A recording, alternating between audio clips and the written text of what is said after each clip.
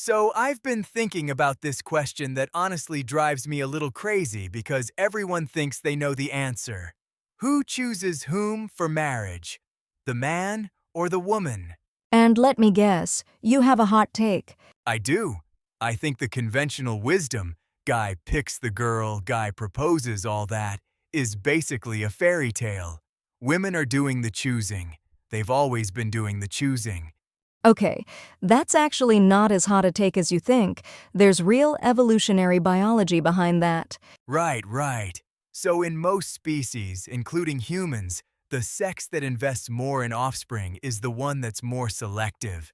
That's called the Bateman's principle. And for us, it's women, pregnancy, nursing, the whole deal.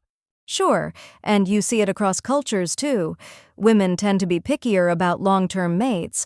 There was that famous speed dating study, I think from Columbia University, where men said yes to about half the people they met and women said yes to about a third. Wait, seriously? Half versus a third? Yeah, women were significantly more selective even in a 5-minute interaction. So on a biological level, I'll give you this one. Women are doing a lot of the filtering. Thank you. And think about it socially too. A man can propose all he wants, but if she says no, there's no marriage. The final veto power is enormous.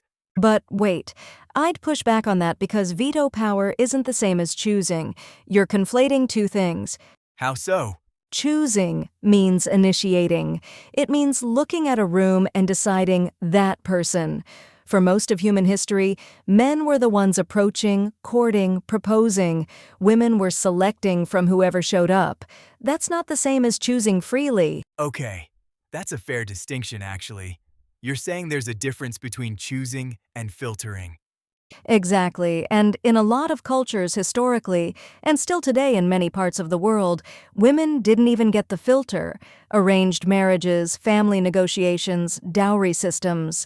The choice was between fathers, not between the man and woman at all. That's real. I mean, some estimates say that over half of marriages worldwide still have significant family involvement in the selection.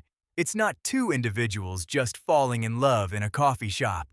Right. So when we ask who chooses, we have to ask in what context, in what century, in what culture. Fair. But let's talk about right now, modern Western dating, because that's what most of our listeners are navigating. And I think something really interesting has flipped. Dating apps. Dating apps. So on Tinder, Hinge, Bumble, especially Bumble where women literally have to message first, the data is wild. On Tinder, the top 20% of men get about 80% of the likes from women. That's wild. So a small group of men get most of the attention, and women are the ones distributing that attention. Exactly. So in the modern app era, women are absolutely the choosers. They have an overwhelming number of options, and they're curating. Okay, but I actually think that stat proves the opposite of what you think it proves. Wait, how? If women are all clustering around the same 20% of men, then those men have the real power. They're the ones choosing among dozens or hundreds of interested women. The women are competing for them. Huh. So you're saying at the top of the dating market, men are the choosers? At the top, yes. And at the broad, middle, and bottom, women are. It's not one answer. It depends on where you sit in the market. I hate that framing, but it's kind of true.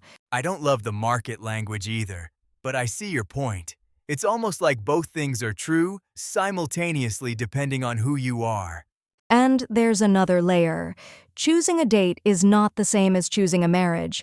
A lot of research shows that men fall in love faster. A study in the Journal of Social Psychology found men reported falling in love earlier in a relationship than women did. That tracks. Men say I love you first like 60-something% of the time, right? Yeah, around 64% according to one study. So men are often the ones pushing toward commitment, but women are the ones deciding if that commitment actually happens. So maybe the answer is men choose to pursue, but women choose whether it becomes a marriage. I think it's more nuanced than that, because women pursue too, and men reject proposals. not just formal ones, but the whole idea of commitment. How many women have been in a relationship where she wanted marriage and he wouldn't commit? Tons. That's like half of relationship advice Reddit. Exactly. So, in that scenario, the man is the chooser. He's the one withholding the yes. Okay, I'll give you that. So maybe the real answer is that both people are choosing at different stages. It's not one or the other. That's where I land. It's a mutual filtering process. She's choosing whether he gets a first date. He might be choosing whether it becomes exclusive. She might be choosing whether to stay. He might be choosing when to propose. It's a dance. But I still think, and this is where we'll disagree, that women have more overall power in that dance. And I think that depends entirely on the specific relationship and the specific people.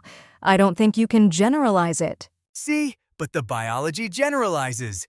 Women carry the higher reproductive cost, so evolution wired them to be gatekeepers. That's not culture. That's millions of years. Sure, but we don't live in the savannah anymore. We have birth control, careers, financial independence. The calculus has changed. A woman in 2024 isn't choosing a mate based on who can hunt the best mammoth. No, but she might be choosing based on emotional intelligence, ambition, humor, and she's still being selective. The criteria evolved.